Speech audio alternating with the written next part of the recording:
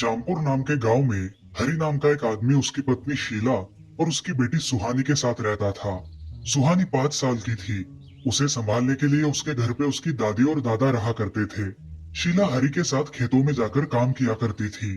ऐसे ही कुछ दिनों बाद उस गांव में बारिश ना होने की वजह से अकाल पड़ गया।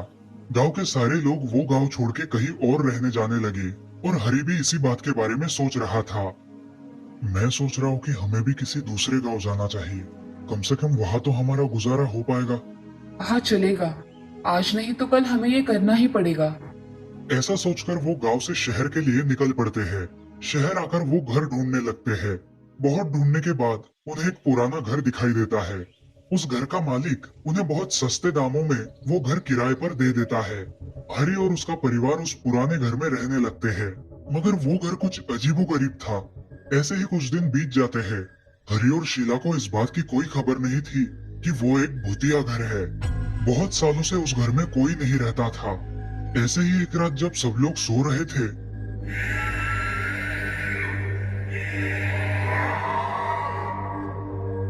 शीला, ये क्या हो रहा है? मुझे अजीबोगरीब आवाजें सुनाई दे रही है। अजी, मुझे भी सुनाई दे रही है। मुझे बहुत डर लग रहा है। तुम सुहानी के पास रुको, मैं देखता हूँ आवाजें कहाँ से आ रही है। अजी, मगर जरा संभल कर, मुझे कुछ अजीब लग रहा है। हरी खिड़की के बाहर झांक कर देखता है, मगर उसे कुछ नहीं दिखाई देता। यहाँ तो कोई नहीं है, फिर आवाजें कहाँ से सुनाई दे रही है? आ जाओ यहाँ, कल सुबह देखेंगे कि क्या मामला है। उस रात घटी घटना से अगले दिन दोनों भी बहुत डरे हुए थे। उन्हें समझ नहीं आ रहा था कि वो आवाजें उन्हें कहाँ से आ रही थी। सुबह सुबह शीला घर के बाहर जाकर देखती है, लेकिन उसे वहाँ कोई दिखाई नहीं देता।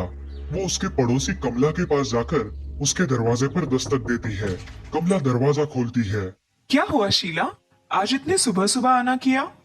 मुझे तुमसे कुछ काम था। क्या काम था तुम्हें? हमें कल रात को किसी की डरावनी आवाजें सुनाई दे रही थी। आपको भी सुनाई दे रही थी क्या ऐसी आवाजें? अरे नहीं शीला, हमें नहीं सुनाई दे रही थी आवाजें। मगर मगर क्या कमला?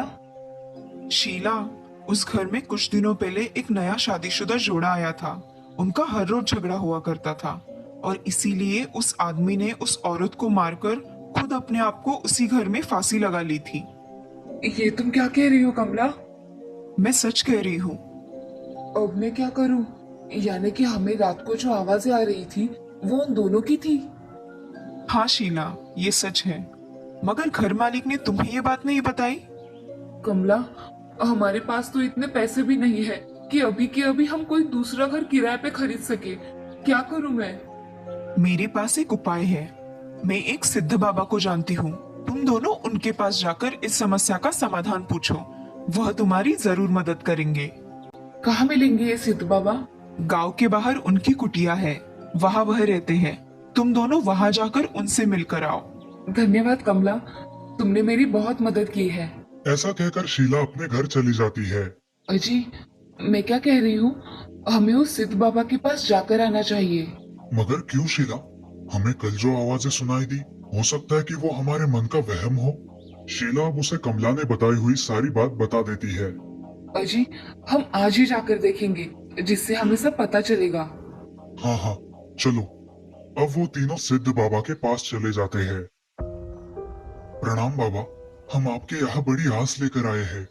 बोलो क्या काम है? यहाँ आने का प्रयोजन बताओ। बाबा, हमारे घर में हमें रात के समय कुछ अजीबोगरीब आवाजें सुनाई देती है, इसीलिए हम आपके पास आए हैं। आप इस समस्या का कोई ना कोई हल निकालेंगे, ऐसी हमें आशा है। बाबा अपनी आंखें बंद कर लेते हैं और अपनी दिव्य शक्ति से सब पता कर लेते हैं। कई सालों पहले उस घर में एक पति और पत्नी की मृत्यु हुई थी और उन दोनों की आत्माओं को शांति नहीं मिली है। उनकी आत्माओं को शांति देने के लिए हमें तुम्हारे घर में हवन करना पड़ेगा। जैसा आप ठीक समझे बाबा, हम उस घर में हवन करने के लिए तैयार है। ऐसा कहकर दूसरे ही दिन बाबा सुबह जल्द ही उनके घर होम करने के लिए पहुंच जाते हैं। पूजा की तैयारी हो गई? हाँ बाबा, आपने जो जो सामग्री बताई वो सब मैं लेकर आया हूँ। चलो हम पूजा करते हैं। बाबा हवन की विधि शुरू कर देते हैं। इन आवाजों को मत सुनो, पूजा में ध्यान दो। अब वो दोनों डरकर अपने हाथ जोड़कर आंखें बंद कर लेते हैं। वो डरावनी आवाजें बंद नहीं होती। हरी और शीला बहुत डर जाते हैं, लेकिन बाबा उन्हें संभाल कर अपना काम शुरू रखते हैं।